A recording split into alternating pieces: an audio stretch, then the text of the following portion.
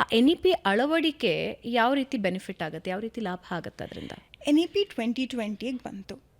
ಇವತ್ತು ಪ್ರತಿಯೊಂದು ಸ್ಕೂಲಲ್ಲಿ ನೀವು ನೋಡ್ಬೋದು, ಸ್ಕಿಲ್ ಬೇಸ್ಡ್ 6th ಸ್ಟ್ಯಾಂಡರ್ಡ್ ಆದಮೇಲೆ ಮಕ್ಕಳು ಒಂದು ಸ್ಕಿಲ್ ಕಲ್ತ್ಕೊಳ್ಳೇಬೇಕು. It is part of any school you go. So gradually ಬರ್ತಾ ಇದೆ. ಸೊ ಜನ ಅಥವಾ ನಮ್ಮ ಗೌರ್ಮೆಂಟು ಸ್ಕಿಲ್ಸ್ಗೆ ಪ್ರಾಮುಖ್ಯತೆ ಕೊಡ್ತಾ ಇದ್ದಾರೆ. People are getting aware of it, but at what extent are you implementing it? ಅಂದರೆ ಇವಾಗ ಸ್ಕಿಲ್ಸ್ ಡೆವಲಪ್ ಆಯಿತು, ಆ ಸ್ಕಿಲ್ ಡೆವಲಪ್ ಆಗೋರಿಗೆ ಜಾಬ್ ಬೇಕಲ್ವಾ? ಸ್ಕಿಲ್ಸ್ ಡೆವಲಪ್ ಆದರೆ ಸಾಕಾಗಲ್ಲ, ಅದನ್ನು ಇಂಪ್ಲಿಮೆಂಟ್ ಆಗಿ ಜಾಬ್ಸ್ ಬೇಕು. It's a balance you have to do. So skills ನೀವು NEP ಮೂಲಕ ಹೇಳ್ಕೊಡ್ತಾ ಇದ್ದೀರಾ, ಅದು ಹೊರಗಡೆ ಬರ್ತಾರೆ ಮಕ್ಕಳು, ಅವ್ರ ಕೆಲಸ ಏನು ಸಿಗುತ್ತೆ? ನೀವು ಆವಾಗಲೇ ಕೇಳಿದ್ರಿ, ಅವ್ರಿಗೆ ಡಿಗ್ನಿಟಿ ಆಫ್ ಲೇಬರೇ ಇರಲ್ಲ. ನನ್ನ ಮಗ ಪೇಂಟರು, ನನ್ನ ಮಗಳು ಕಾರ್ಪೆಂಟರು, ಬ್ಯೂಟಿಷಿಯನ್ ಕೋರ್ಸು, ಅದಕ್ಕೆ ಎಷ್ಟು ಮರ್ಯಾದೆ ಇರುತ್ತೆ?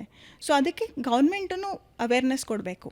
ಈ ಥರ training centre, skill based university ಬರಬೇಕು. Along with education universities, they should be skill based universities where skills is also identified. ಅವ್ರಿಗೂ ಒಂದು ಸರ್ಟಿಫಿಕೇಷನ್ ಕೋರ್ಸು, ಅವ್ರಿಗೂ ಒಂದು ಡಿಗ್ನಿಫೈಡ್ ಆಗಿ ಒಂದು ಡಿಗ್ರಿ, ಈ ಥರ ಸ್ಕಿಲ್ಸ್ ಮಾಡಿದ್ದಾರೆ, then they will get the jobs. ಆ ಒಂದು ಸಪೋರ್ಟ್ ನಮಗೆ ಗೌರ್ಮೆಂಟಿಂದ ಬರಬೇಕು. I think there are so many governments who are talking about it, but implementation is what we have to see.